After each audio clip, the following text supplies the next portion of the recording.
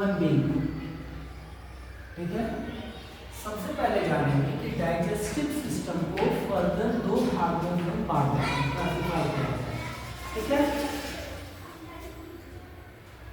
एक का नाम है एलिमेंट्री कैनाल और सेकंड का नाम है डाइजेस्टिव ग्लैंड। क्लियर है? Alimentary canal 9 metre long tube है जिसमें अलग अलग डिजाइन बना हुआ है अलग अलग काम करने के लिए। इसलिए पूरे एलिमेंट्री कैनाल को माउथ टू एनस, एक ही ट्यूब को हम लोग कई अलग अलग नामों से अलग अलग जगह पे जानते हैं। आइए जानते हैं कि इसके कितने सारे पार्ट्स हैं और क्या क्या। सबसे फर्स्ट पार्ट का नाम है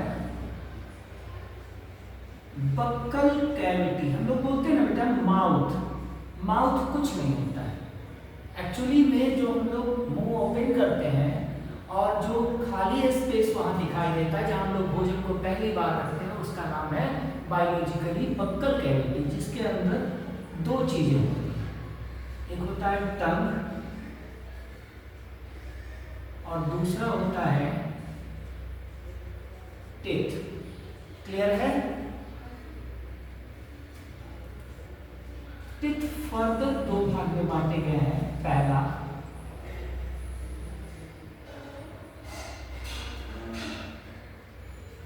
प्राइमरी या मिल्क टीथ और दूसरा है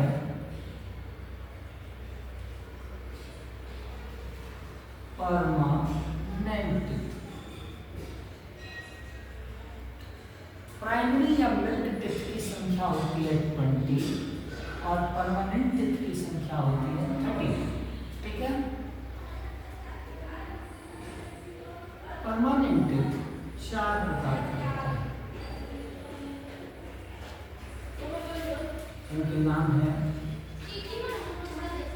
इंसीजर, कैनाइन,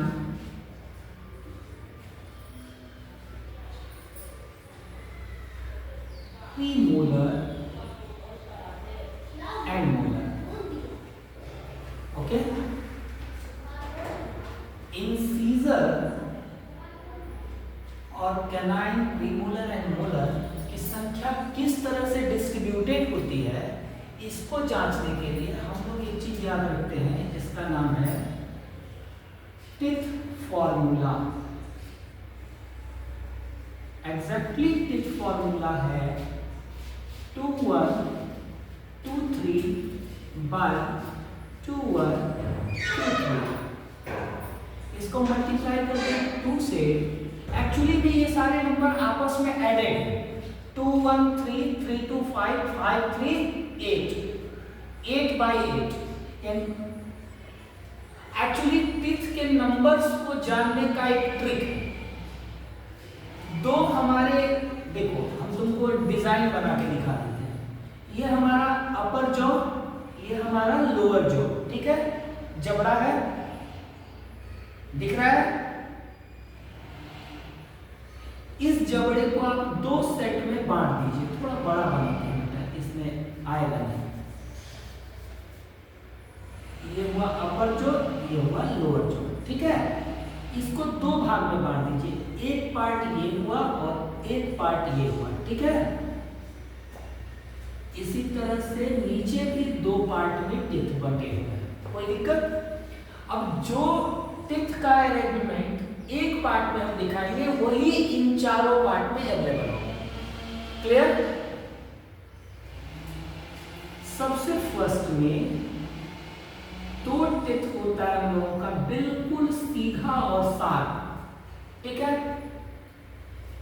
इसको आई से डिनोट करते हैं। आई फॉर होता है इंसीजर। क्लियर? इसके जस्ट बाद एक नुकीला टीथ होता है, ऐसे हल्का कॉर्नर निकला हुआ होता है। इसका नाम है C फॉर कैनाइन। इसके बाद दो टिथ होते हैं, थोड़े चौड़े होते हैं ये, इनको कहते हैं PM। PM for premolar. और लास्ट में 3 टिथ, इनसे भी थोड़ा ज्यादा हैवी, बड़े और चौड़े, इनको कहते हैं M फॉर मोलर। तो इनकी संख्या हो गई 2, इनकी संख्या हो गई 1, इनकी संख्या हो गई 2, इनकी संख्या हो गई 3। इसलिए ये नंबर बना 2 1 2 3। क्लियर? यही सेटअप इधर भी होगा।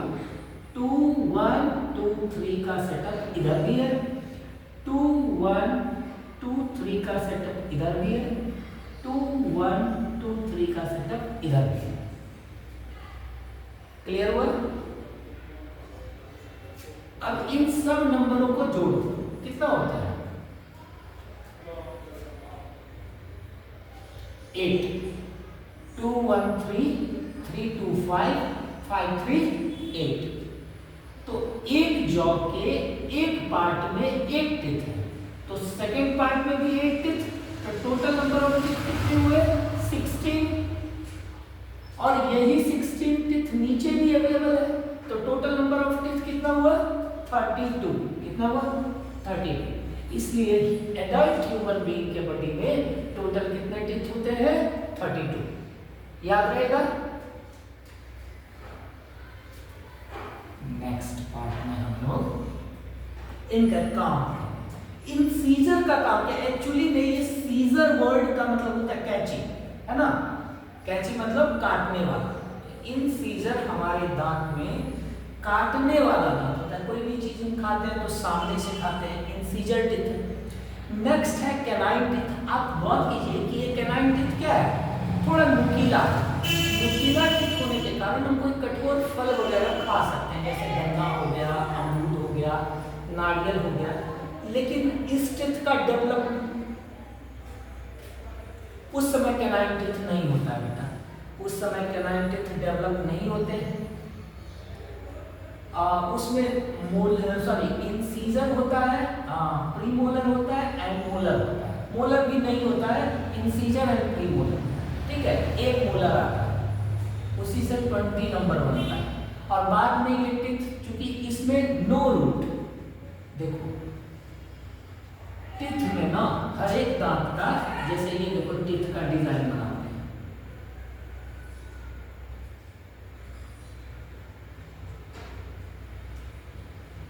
ये टिथ का कुछ इस तरह का डिजाइन है। अब दांत का अपना रूट सिस्टम है, नीचे का हिस्सा जो है ना, ये रूट सिस्टम कहलाता है। तो चूंकि परमानेंट टिथ जो होगा उसमें तो रूट सिस्टम होगा, लेकिन जो मिल्क टिथ होता है उसमें रूट सिस्टम नहीं होता है, वो बिल्कुल इस तरह का होता है, ठीक है? और जैसे ही इसके नीचे हम लोगों का परमानेंट टिथ, इसके नीचे हम लोगों का परमानेंट टिथ होता है, और ये पूरा मसूड़े में पैक होता है। क्लियर? तो जैसे ही मसूड़ा खुलते जाता है, बड़ा होने के साथ ये मिल्क टिथ नीचे गिर जाता है, लेकिन ये मसूड़ों में इस तरह से पैक होता है, मसूड़ों में इस तरह से इतना हिस्सा पैक होता है। तो ये दांत कभी नहीं निकलता है, एक्सीडेंटली निकल जाए वो अलग चीज है, ठोकर लगने से डैमेज हो जाए अलग चीज है, लेकिन ये टूटता नहीं है। लेकिन ये मिल्क टिथ हम लोगों का एडोलेसेंट एज आते आते चेंज हो चुका होता है परमानेंट टिथ। क्लियर है? कोई कंफ्यूजन यहां तक में? नेक्स्ट, तो इंसीजर का काम हम लोगों ने क्या देखा? काटना। कैनाइन का काम है किसी चीज को चीरना फाड़ना, कठोर फल को काटना। प्रीमोलर एंड मोलर को कहते हैं ग्राइंडिंग टिथ। ग्राइंडिंग, इसका काम होता है भोजन को बारीक पीसना, क्योंकि विदाउट पार्टिकल को छोटा छोटा किए ना हम भोजन को अंदर ले ही नहीं सकते। इसलिए प्रीमोलर एंड मोलर का काम होता है ग्राइंडिंग करना फूड पार्टिकल को। यहां तक क्लियर है? अब बात करते हैं टंग की। क्लियर? देखो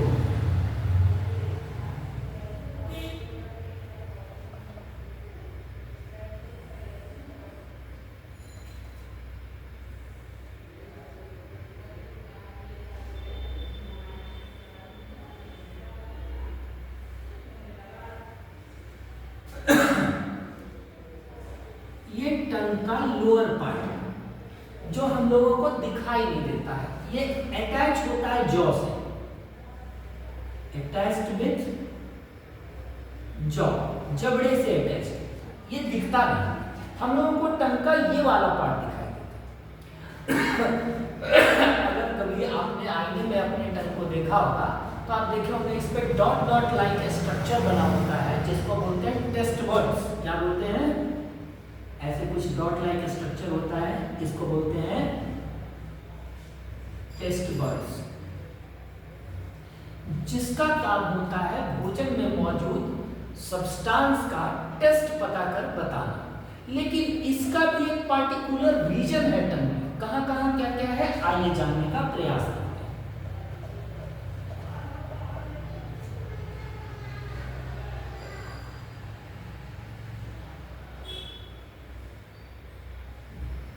देखिए सबसे लोअर यानी सबसे बाहरी किनारा जो होता है टंग का, ये स्वीट के लिए होता है। हम लोग मीठा टेस्ट यहीं से पता करते हैं, ठीक है? दिख रहा है ये किनारा जो है ये साल्ट के लिए रिस्पॉन्सिबल है। अगर कोई साल्टी सब्सटेंस हम लोग खाते हैं तो इसका टेस्ट यहां से पता चलता है, और सावर का टेस्ट यहां पे पता चलता है। अच्छा, आप कभी खट्टा कैंडी खाया है? खट्टा कैंडी को टंग के बीच में रख के उसको चूसने का प्रयास कीजिए। आप गौर करेंगे कि खट्टा वाला कैंडी अगर आप यहां रख रहे हैं ना तो ये किनारे की तरफ शिफ्ट हो जाएगा बार बार जब आपका ध्यान नहीं होगा, क्योंकि इसका पूरा टेस्ट आपको इस एरिया में या इस एरिया में मिलेगा। इसलिए हम लोग जब ध्यान नहीं दे रहे होते हैं तो ये अचानक मूव कर जाता है इस साइड। ये बीच वाला जो हिस्सा है ये बिटर टेस्ट के लिए होता है। बिटर टेस्ट का मतलब मिर्ची की तरह तीखा भी और करेले की तरह तीखा भी, दोनों का टेस्ट यहाँ पता चलता है। टंग का स्ट्रक्चर ये है, टेस्ट वर्ड्स ये है, और इसका मेनली फंक्शन है टेस्ट पता करना और फूड में मौजूद सैलिवा में मौजूद एंजाइम को फूड में मिक्सिंग करना, जिससे कि वो आसानी से हम लोग के इसोफेगस द्वारा नीचे जा सके स्टमक तक। क्लियर हुआ टीथ एंड टंग? कोई दिक्कत? चलिए नेक्स्ट पार्ट में आते हैं। बक्कल कैविटी के बाद सेकेंड पार्ट क्या है? तो देखिए हम लोग के बक्कल कैविटी के नीचे एक फनेल शेप्ड स्ट्रक्चर है। फनेल जानते हैं ना, कुछ इस तरह का स्ट्रक्चर हम लोग तेल निकालने के लिए ऐसा वाला एक स्ट्रक्चर यूज करते हैं, इसको फनेल बोलते हैं। फिजिक्स लैब में आपने देखा होगा, शीशा का या केमिस्ट्री लैब में, है ना? कुछ इस तरह का स्ट्रक्चर हम लोग के गले में है। इस फनेल शेप्ड स्ट्रक्चर का नाम है फेरिंग्स। क्या नाम है? फेरिंग्स। इस फेरिंग्स में चार चीजें होती है। कौन कौन? Nose, mouth, ear and eye. ठीक है, ये चारों खुला होता है यहाँ, और इसको आप नोटिस कर सकते हैं बेटा। आप गौर कीजिए कि कभी आपने कान में या आंख में कोई दवाई डाला है तो मुंह का टेस्ट बदल जाता होगा, माउथ का टेस्ट चेंज हो जाता है। ऐसा क्यों होता है? नोटिस किए हैं? इसका मतलब है कि जो मेडिसिन मैंने आई में डाला अगर वो बेसिक इन नेचर है तो वो किसी तरह से माउथ में पहुंचता है, इसलिए माउथ का टेस्ट चेंज होता है। यही बात होता है आई एंड ईयर दोनों। अच्छा चलिए, ये पॉसिबिलिटी कम बनती है क्योंकि कोई जरूरी नहीं आई एंड ईयर में मेडिसिन डाला हो। एक चीज तो आपने नोटिस किया होगा कि जब हम लोग सरसों की चटनी खाते हैं या कोल्ड ड्रिंक्स पीते हैं तो नाक में जलन होना शुरू होता है, कभी नोटिस किया है? या रायता खाते हैं तो इसका मतलब है माउथ एंड नोज कहीं ना कहीं तो कनेक्टेड है। तो ये बेसिकली जो ये फनेल सेप्ट स्ट्रक्चर है फेरिंग्स, इसमें ये चारों खुलते हैं। इस वजह से एक में मौजूद सब्सटेंस का असर दूसरे पे होता है। लेकिन आई और ईयर बहुत पतले पाइप से खुले होते हैं, जिसकी वजह से इसका नाम तो नहीं आते हैं, लेकिन नोज एंड माउथ का नाम होता है। माउथ सबसे आगे वाले भाग को कहते हैं फेरिंग्स का, इसको नाम देते हैं हम लोग ओरोफेरिंग्स। क्लियर है? और पीछे वाले पार्ट का नाम होता है नोजोफेरिंग्स।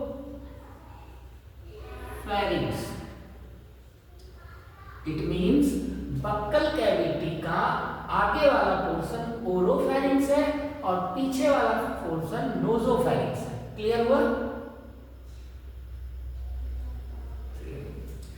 अब यहां से फेरिंग्स देखो, हम लोग जो फनेल देखते हैं फिजिक्स लैब में, केमिस्ट्री लैब में, ये फनेल जो होता है इसमें एक ही पार्ट होता है।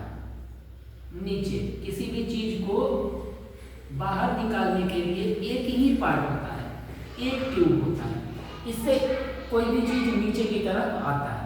लेकिन हम लोग का फेरिंग्स डबल पाइप वाला स्ट्रक्चर है, कुछ इस तरह का स्ट्रक्चर।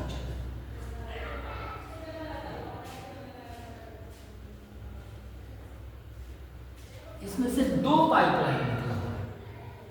इसको देख रही है, समझ रही है? इसमें से एक पाइप है फूड पाइप,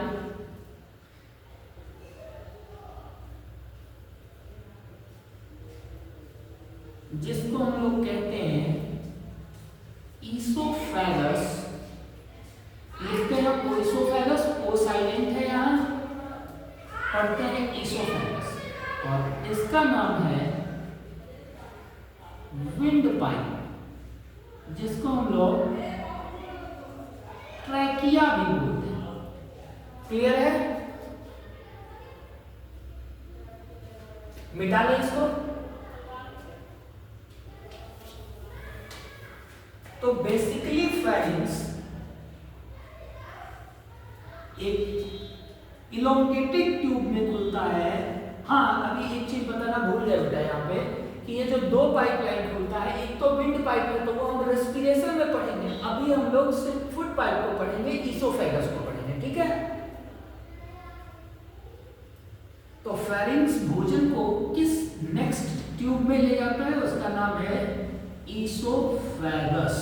क्या नाम है? ईसोफेगस। ये मस्कुलर ट्यूब है। क्या है? Muscular tube.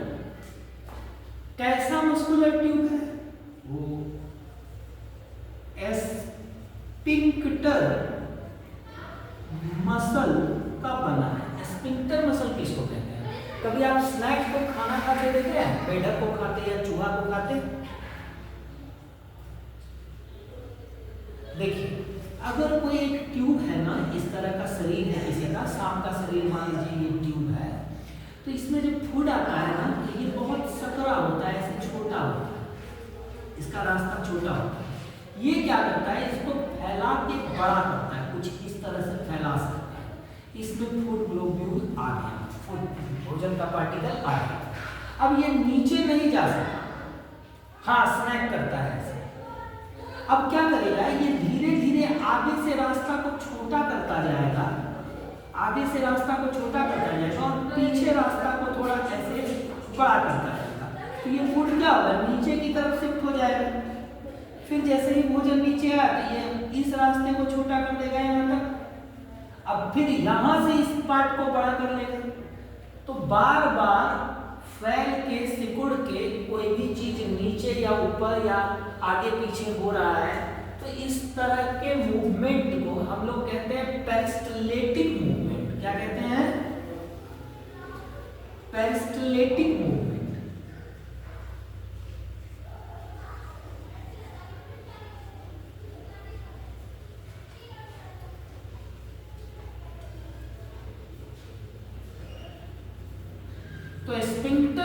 Basically peristaltic movement of food के लिए रिस्पॉन्सिबल है और इस तरह से फूड को कहां पहुंचाता है, नीचे एक मस्कुलर बैग में जिसका नाम है एस्टमक। तो फूड पार्ट में पढ़ेंगे एस्टमक। एस्टमक made up of 4 layer of tissue। एस्टमक 4 tissue से बना है, 4 लेयर टिश्यू का अवेलेबल है, जिसमें इनर लेयर का नाम है